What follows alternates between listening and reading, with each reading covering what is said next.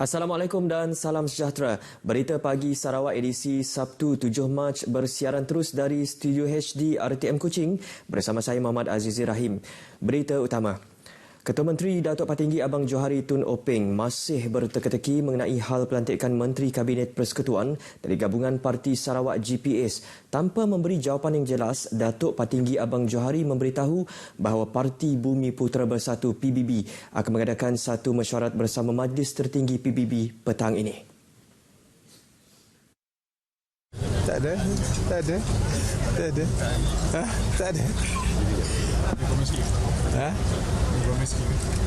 Tak, tunggulah besok saya ada PBB punya mesyuarat.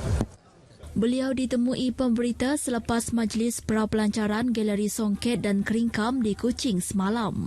Datuk Patinggi Abang Johari juga memberitahu Kerajaan Sarawak akan membangunkan Muzium Melayu di kawasan Darul Hana dalam usaha mempertahankan ekosistem warisan Sarawak selain menjadi daya tarikan kepada para pelancong. Jelasnya projek pembinaan muzium tersebut masih dalam peringkat reka bentuk yang akan memaparkan cara hidup orang kampung termasuk permainan tradisional seperti congkak dan layang-layang. Tambahnya, dengan adanya Muzium Melayu itu nanti, ia akan melengkapkan warisan dan mercu tanda di Bandaraya Kuching selain Kompleks Muzium Sarawak, Kubu Margareta, Jalan Kapenter dan Jambatan Darul Hana. Mengulas mengenai Galeri Songket dan Keringkam, beliau memberitahu ia diwujudkan sebagai langkah kerajaan negeri mempertahankan warisan Melayu Sarawak yang dijadikan sebagai produk kraf tangan selain sebagai tarikan kepada pelancong. Operasi mencari seorang kanak-kanak lelaki berusia 3 tahun 11 bulan Patrick Igih di ladang kelapa sawit di Rapak Pantu di Seri Aman Rabu lalu akan diteruskan pukul 8 pagi ini. Setakat pukul 6 petang semalam, pasukan mencari dan menyelamat tidak menemui sebarang petunjuk. Ketua Operasi ASP Tajim Risit dari Ibu Pejabat Polis Daerah Seri Aman semasa ditemui di Kampung Rapak Baru memberitahu operasi semalam disertai pasukan polis, bomba, Angkatan Pertahanan Awam, rela dan penduduk kampung.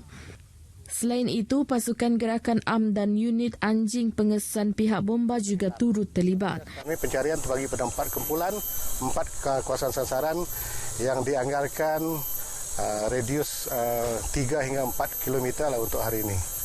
Jadi untuk operasi hari ini kita tidak menemui sebarang kesan dan OKLA sekarang ini belum dapat dikesan lagi.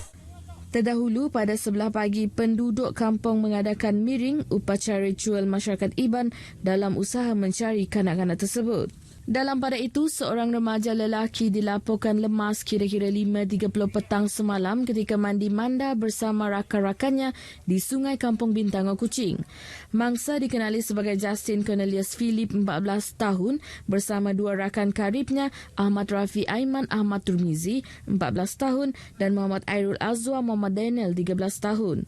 Komando Operasi Mencari dan Menyelamat SAR Jabatan Bomba dan Penyelamat JBPM Nazari Harun memberitahu sejurus menerima laporan 1 jentera dan 12 orang anggota dari Balai Bomba Padungan dan 5 penyelam dari Pasukan Penyelamat di air Balai Bomba Batu Lintang dikejarkan ke lokasi kejadian untuk melakukan operasi. Menangkan cuaca gelap dan air sedang naik. Pihak bomba hanya menjalankan kerja-kerja surface searching. Jelasnya lagi, dengan air deras dan cuaca yang semakin gelap, SAR hanya dilakukan di bahagian permukaan sungai dengan jarak radius 1 km dari jarak tahi kejadian.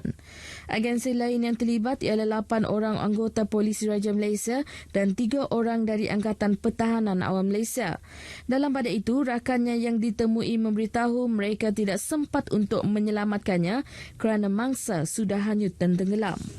Mek langgarnya hanyut lah nun ya kami. Agaknya siap patah. Oh, nampak ya hanyut. Mek siap patah selamat ya. Pergi mek belah nun. Ya, lu siap pergi timbul. Saya kita minta tolong, siapa ada minta tolong? Ada orang masih atas. Mereka dipercayai pulang dari sekolah pada 11 pagi dan pulang ke rumah rakannya di kampung berdekatan tempat kejadian. Menurut maklumat yang kami baru terima, mayat mangsa lemas di Sungai Kampung Bintangor telah ditemui pada pukul 10.47 malam tadi oleh pihak polis marin. Kita ke berita seterusnya. Pasukan Gerakan Am PGA Sarawak menerusi operasi bersepadu Hazanah OBK berjaya merampas 2,638 batu karang kering yang disembunyikan di sebuah rumah di Lundu pukul 4 petang Khamis. Hasil rampasan itu dianggar bernilai RM127,750. Kenyataan media PGA Sarawak memaklumkan pemeriksaan itu diketuai oleh Pegawai Resip Batalion 11 PGA ASP Muhammad Mazlan Muhammad Arif bersama 8 anggota, 3 pegawai Suruhanjaya Pencegahan Rasuah Malaysia dan 2 pegawai Sarawak Forestry Corporation SFC. Dalam pemeriksaan itu turut ditahan ialah seorang lelaki warga negara tempatan berusia 56 tahun kerana gagal menunjukkan sebarang dokumen dan permit sah untuk memiliki kehidupan laut tersebut. Tangkapan dan rampasan diserahkan kepada pihak SFC bahagian Kuching untuk tindakan dan siasatan lanjut. Sementara itu, menerusi kenyataan yang sama dalam serbuan barasingan dalam OBK, 46 ekor burung pelbagai spesies dirampas di sebuah rumah di Semebak Kuching dianggarkan bernilai RM27,150. Dalam pemeriksaan pada pukul 10 pagi hari Khamis itu, seorang lelaki 49 tahun dipercayai pemilik burung tersebut ditahan kerana gagal menunjukkan sebarang dokumen dan permit yang sah untuk memiliki haiwan tersebut. Tangkapan dan rampasan diserahkan kepada pihak SFC untuk tindakan dan siasatan lanjut.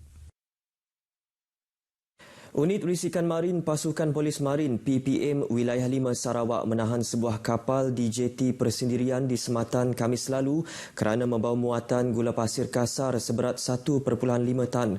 Nilai rampasan mencecah RM35,000. Siasatan awal mendapati suspek juragan kapal itu tidak memiliki lesen atau kebenaran khas mengendalikan barang terkawal itu.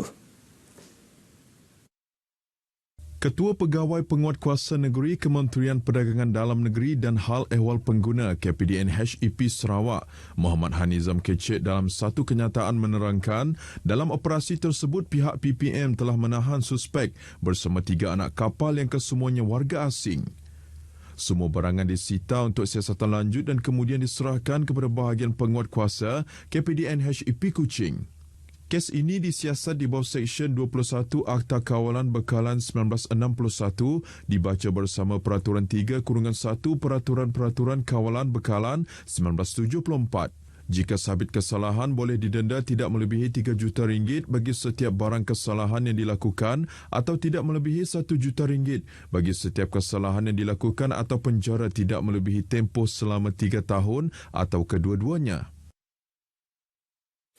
Seorang pegawai kanan Jabatan Penerangan dihadapkan ke Mahkamah Kuching atas pertuduhan menyalahguna harta untuk program Kembara Merdeka Negaraku 2017.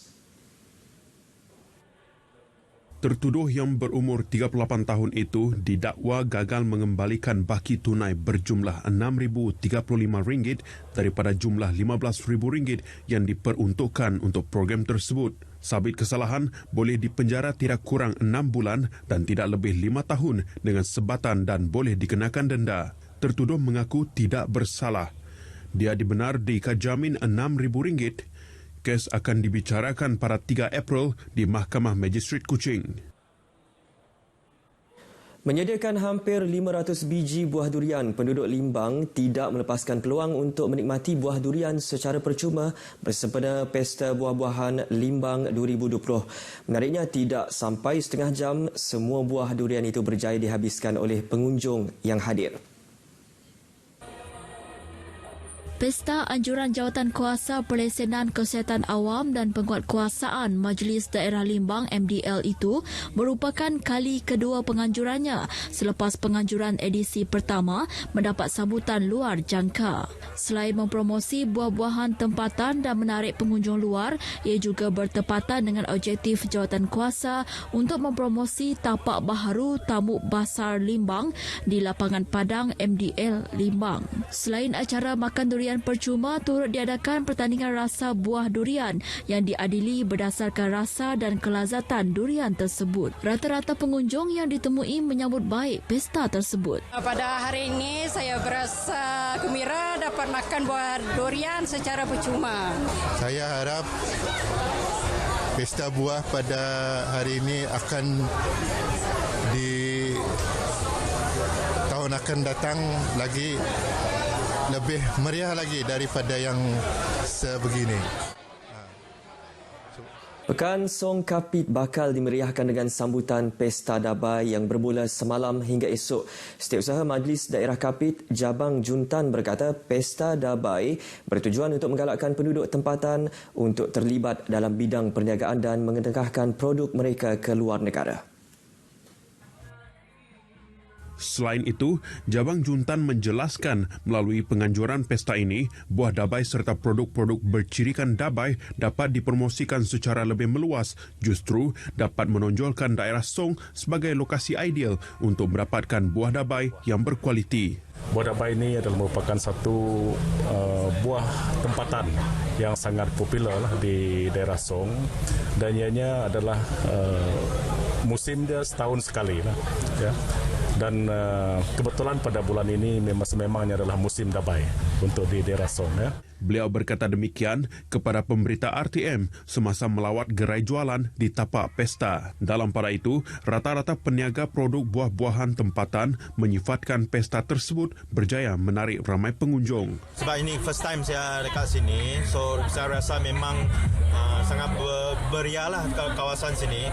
Pesta Dabai telah disenaraikan dalam kalender pelancongan dan bermula pada tahun depan, ianya akan diadakan setahun sekali. Sekian berita pagi Sarawak. Saya Muhammad Azizi Rahim. Salam hormat.